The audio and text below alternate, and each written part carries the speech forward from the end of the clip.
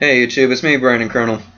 The next video that I've got is furthering my opinion on the Spyderco line after I've bought and handled the Spyderco Tenacious for about a week now.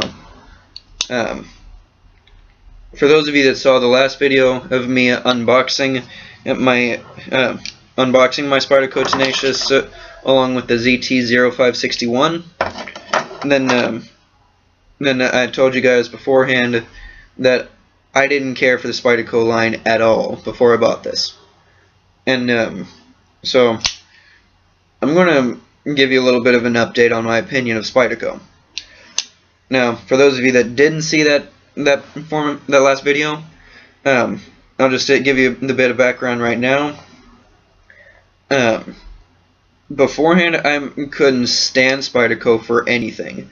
And then I decided to buy it, to actually buy a Spyderco, and just to give it a bit of a chance to begin with. See if I actually do like it, see if I end up liking it, or see if all of my opinions of Spyderco are completely valid.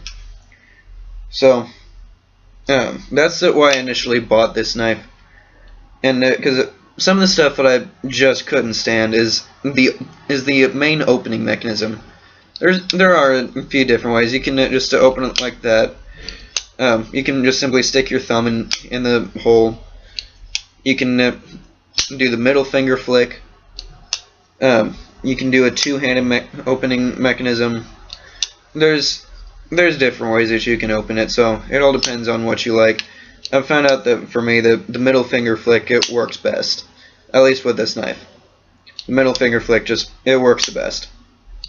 The thumb, using your thumb to open it is probably the most reliable, because you're not exactly going to fail by doing that. But as far as speed, that's the quickest. And this is probably one that would go in my tactical category, because it can definitely handle abuse, and it will definitely mess anybody up if I use this in a fight. So I would more put this in a tactical category, but it would definitely fit an EDC category in a heartbeat. I would not doubt that this could easily do EDC work. In fact, my testing was nothing but EDC work.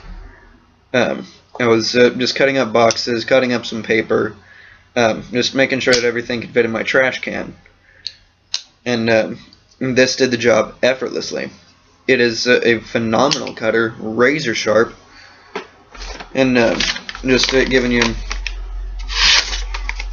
which it stopped right at a fold. So let me turn that around.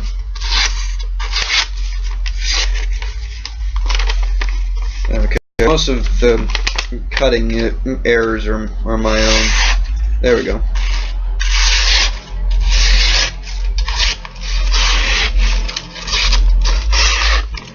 This is phenomenally sharpened. By the way, I haven't even sharpened it at all since the last time it was used. So most of the cutting error that you saw was my own, but that is somewhat in the fact that it's also not quite as sharp as it was, because I was doing some of the same stuff that I was just right out of the box.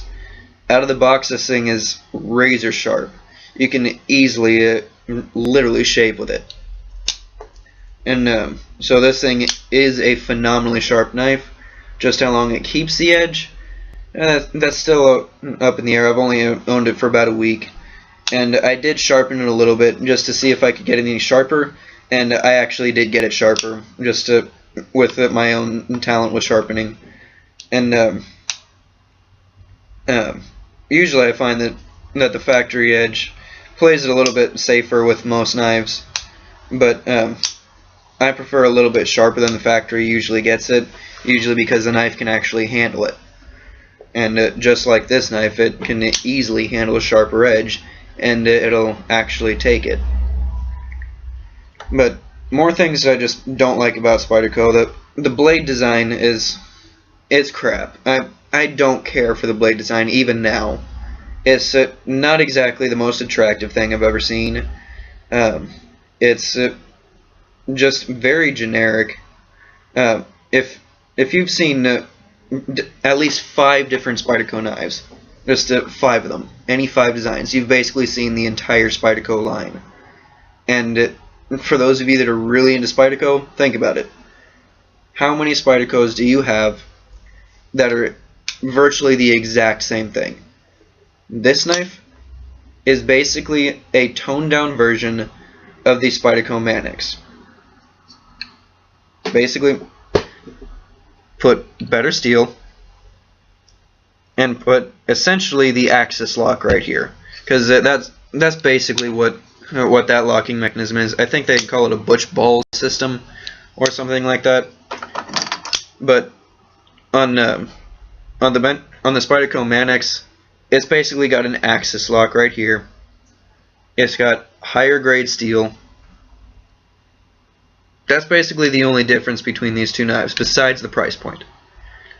If you're including the price point, the Manix is highly more expensive. It's closer to the $100 range than it is with this, in the $40 to $50 price range, depending on where you're getting it from. Now, does that take away from how good this knife is? No, this is still a really good knife. But it's the exact same thing as a lot of other knives. This is coming in a family of 4, by the way. There's the Spyderco Persistence, Spyderco Ambitious, Spyderco Tenacious, and the Spyderco Resilience. That's a family of 4. And honestly, the Spyderco Manix should really fit in that category because of just how freakishly similar these things are. I mean, seriously, they could be brothers. The only difference is in the steel quality and the fact that it has a virtual axis lock on the back of it. Still not completely sold on that one because it's too similar to it. They basically ripped it off of Benchmade, and so that kind of ticks me off. But yeah, so also specifically on this knife, I don't know just how well you guys can actually see that, but if you guys can tell, there's a lot of grind lines on there. And I'm not talking about the grind lines that I like, because those are really sexy grind lines. I like those. Those really accentuate the blade. You can maybe see them a little bit easier on this one, which basically the exact same thing. They're both hinders. And take the Volt 2 by Kershaw. This is an R.J. Martin design. Those are also really good grind lines. The Kershaw Skyline, most popular Kershaw knife ever sold. It has really cool grind lines. It has just like a micro swedge taken off the top, but it's enough to really make the knife stand out and make it look really cool. The grind lines that you see on this are not the same thing. These are nowhere near the same thing. This looks like they literally just took it off of the grinder. I mean, it looks unfinished. Now, I paid about $40 for this knife, and I should not be seeing grind lines with something like that. For crying out loud, I've bought $8 satin finished blades before. You don't see a single grind line on them. They are completely unbead blasted. So, where's my Volt 2 at? This knife is bead blasted. So it's almost like there's a bit of a coating on this knife. So, yeah, you definitely won't be seeing grind lines on this knife. But it still looks... Honestly, I like the bead blasted finish very well. But I've seen and actually bought a couple of like $8 satin finished blades. They're almost a mirror polish for $8. How much could that be to do that with this?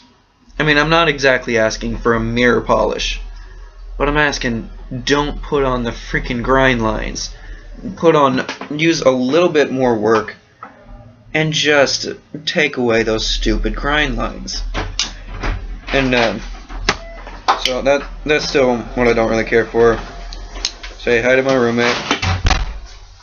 But yeah, so I just don't really care for that on this. But as far as things that I do like is the handle is really ergonomic. The blade is just scary sharp right out of the package. And like I said, like I showed you before, it is very sharp. And that's after I've done a little bit of work with it. But the opening mechanism does work. It is very quick, especially with the washer system that they've got in place. But it's still not as fast as any flipper that I own. This is probably the most sluggish flipper that I own, and it's still that fast. Well, no, I actually take that back.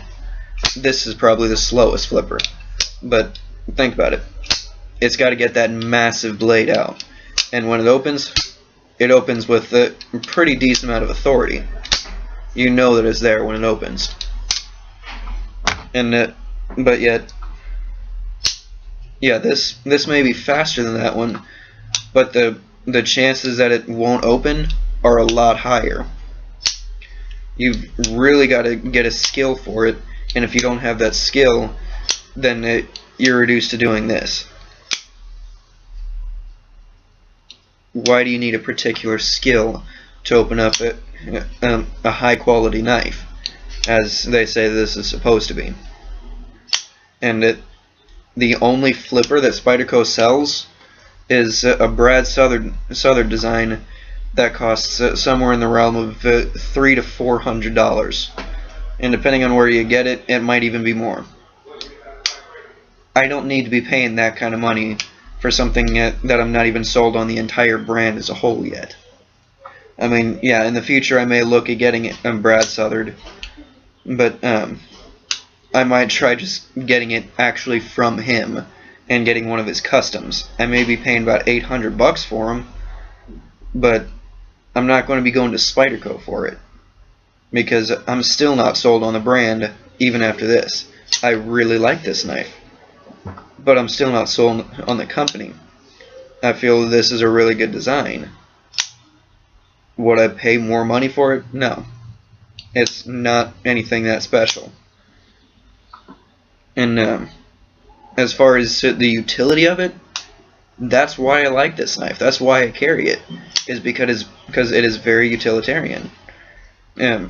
There's very little friction in the cut, and like whenever you're going through cardboard, it just zips straight through it. There's no single problems.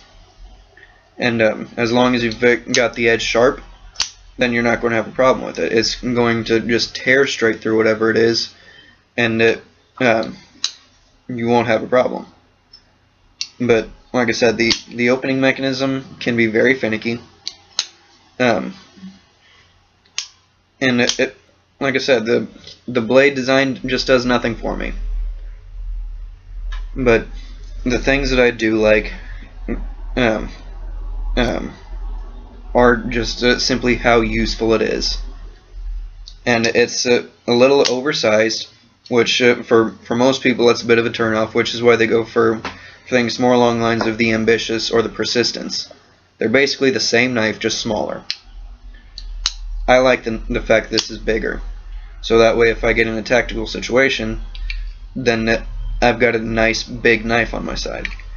It's not exactly the most comfortable in reverse grip, but it fits like a glove in the forward grip. And I do like it, the jimping on the thumb ramp, but the jimping on the liner is virtually non-existent. You can't even see that when I flip it over. And it just does absolutely nothing for you, because the G10 scale actually covers it up. You can barely see that unless I'm turning it in a specific way. If I'm turning it completely parallel to the camera, you can't see anything. So the jimping does virtually nothing on the liner. This is a pretty light knife, They've done major skeletonization on the inside, and that's on both the liner and the locking side. So that'll give them a bit of bonus points for it, because people really like a light knife. But overall, I'm just still not sold on the entire company. But I do like the brand. But I do like the Spyderco Tenacious. I've voiced my complaints about what I don't like about it, so I'll let you guys be the judge of whether or not you actually buy this. But look into other people who own them. See if you can actually get one in your hands. If you can find a store that sells them, then go ahead, go to the store and actually pick one up and see if you genuinely like it. See if the grind lines don't matter to you. See if you can figure out how to open the knife without a problem.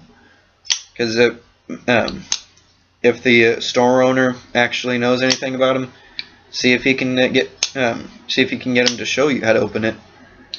So that way you can really tell if a Spyderco is for you. Because honestly, if I didn't known about it before, there's a possibility that I might not have bought it. I mean, am I upset that I bought it now? No, I'm still not upset that I bought it. It's another knife in my collection. It's really high-end. I'll actually carry this. But it's by no means my favorite. I mean, it's up there in my favorites because of how useful it is. But there's too many other knives that would fit in the favorites category before this one. So that's a bit of a rambling video, but about 17 minutes, but you get the picture. Not the best knife in the world, but it really does get the job done. So go and check them out and decide for yourself, but just don't fall in the hype of Spyderco being one of the best knives in the world. Because you've seen 5 different ones. You've seen 5 different Spydercos, and you've seen the entire line. They're not exactly that inventive. So, do your homework. See if you like them for yourself. That's all I got. Stay safe.